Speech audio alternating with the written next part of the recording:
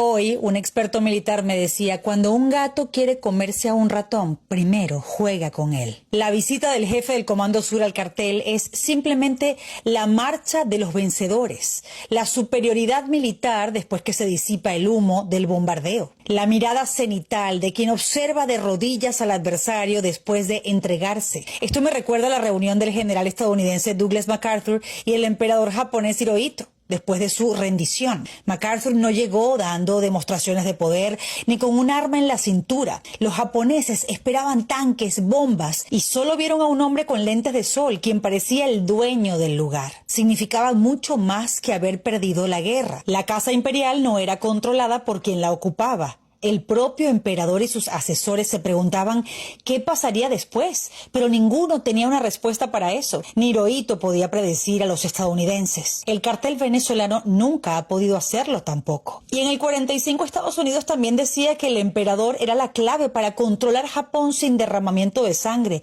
y lo mantuvieron allí. Por eso es que a Trump le importa poco que Delcy insista en que Maduro es el presidente. Delcy está en Miraflores, pero los estadounidenses van cuando les provoca. La CIA ya le había explicado las líneas rojas que el cartel no puede cruzar, y el jefe del Comando Sur reforzó el mensaje por si acaso entre alguno de los capos había surgido una duda: narcotráfico, migración y terrorismo. En esta nueva visita al cartel, Trump no envió a cualquiera.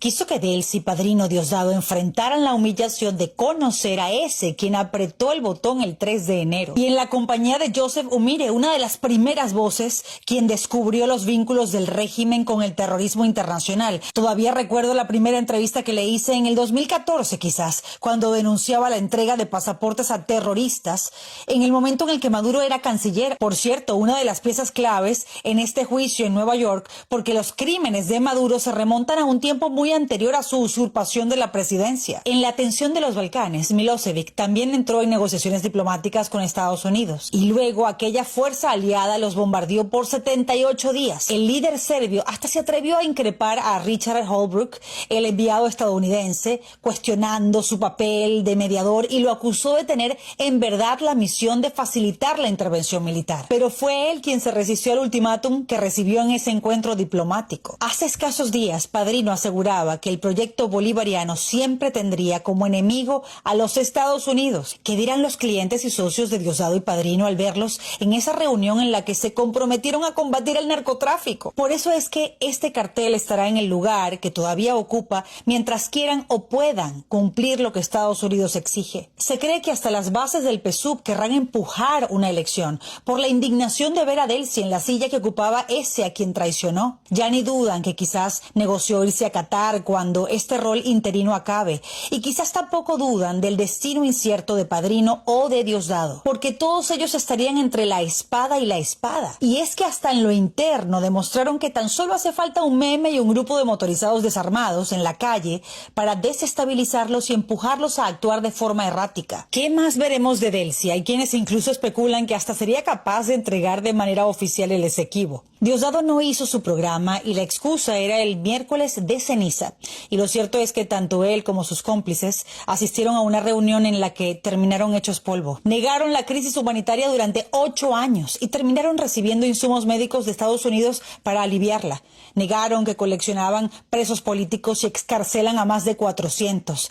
Negaron la minusvalía de la Fuerza Armada con una defensa aérea inoperante, y terminó avergonzada por una fuerza que siempre fue superior. Una Fuerza Armada avergonzada también en la prueba contundente del desprecio de Maduro en más de 30 cuerpos de agentes cubanos que eran de su seguridad personal. Los Rodríguez, durante todos estos años operadores políticos en la sombra, ahora son la cara visible de la delación, de la infidelidad contra el chavismo y el madurismo. Tienen a inocentes en celdas acusados de atentados contra el régimen, y fueron ellos quienes detonaron la bomba contra los suyos. El ex enviado especial para Venezuela e Irán de la primera administración Trump, Elliot Abrams, tenía razón al dudar de la genuina genuina voluntad política de cambio del cartel residual, como lo llama el politólogo Víctor Mijares. Más si en casi 30 años jamás tuvieron esa intención y mucho menos en la oportunidad más reciente, el 28 de julio, cuando pudieron aceptar su derrota y ahorrarse todo este trago amargo de tener que desmantelarse a sí mismos, de negarse a sí mismos, de borrar hasta las visiones, de tener que ser los protagonistas de un linchamiento en plaza pública que se remonta a las propias decisiones del mismo Chávez. Estados Unidos obligó a estos verdugos a ser ahora los verdugos de su propio maestro y el heredero que dejó a cargo cuando murió. A pesar del gamelote embustero y fullero contra el imperio, cambiaron el Gringos Go Home por un Gringos Welcome Home. Se mueve el Gerald Ford como le corresponde hacerlo cada 6 meses, pero se queda el Iwo Jima, se quedan los protagonistas de la extracción del capo mayor. Allí, muy cerca de los que Estados Unidos no olvida ni por un segundo que siguen siendo capos. Es la profecía autocumplida, como me decía un profesor. La predicción de la caída del régimen la concretan los enemigos más odiados del cartel con la ayuda del mismo cartel. El régimen claudica a sí mismo. Es la canibalización del chavismo-madurismo. Las facciones se devoran entre ellas. Otras se sienten traicionadas y lo expresan de manera pública. Nos bombardearon, me aseguraste que los despreciabas y ahora los recibes en Miraflores, Delcy, o en el aeropuerto, para que en esa reunión de 5 minutos que te concedieron te recuerden cuáles son las líneas rojas que no puedes cruzar y tú estás obedeciendo. Imaginen la decepción entre los pocos quienes seguían acompañando a estos criminales. Y es cierto lo que dice Trump, cuando comenta que a Delcy no le quedaba más remedio que seguir repitiendo que Maduro es presidente. Un mensaje vacío al que el presidente de los Estados Unidos no le da ninguna importancia, porque la realidad está dentro de una celda en Brooklyn. Lo demás es retórica inerme. La gran ironía del día es que Diosdado y Padrino, esas recompensas vivientes de 25 y 15 millones de dólares, participaron en una reunión de cooperación bilateral para la lucha contra el narcotráfico, el terrorismo y la migración.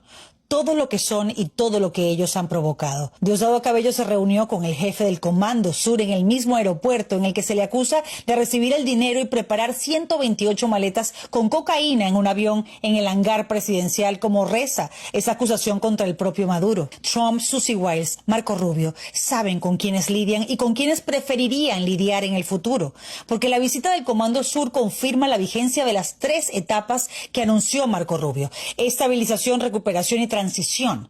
La representación diplomática de Trump en Venezuela y el Comando Sur reiteraron que el compromiso es con una Venezuela libre, próspera, segura para los venezolanos y para los Estados Unidos, y que el propósito es avanzar al objetivo de una Venezuela alineada con la primera potencia mundial.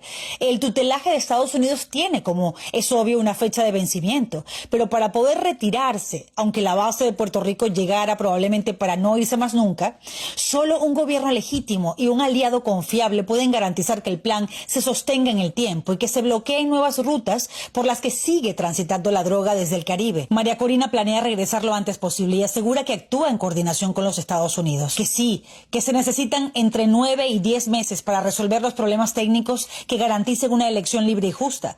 Pero ese tiempo tendrá que empezar a contarse a partir de la destrucción de la estructura de represión y finalmente la convocatoria a unas elecciones. María Corina tiene un plan operacional para eso y lo habría presentado ya a la Casa Blanca. Pero no hemos llegado allí. ¿Qué pasa de aquí a esas elecciones? ¿Cómo pasa? ¿Y a quiénes le pasarán por encima en estos próximos meses?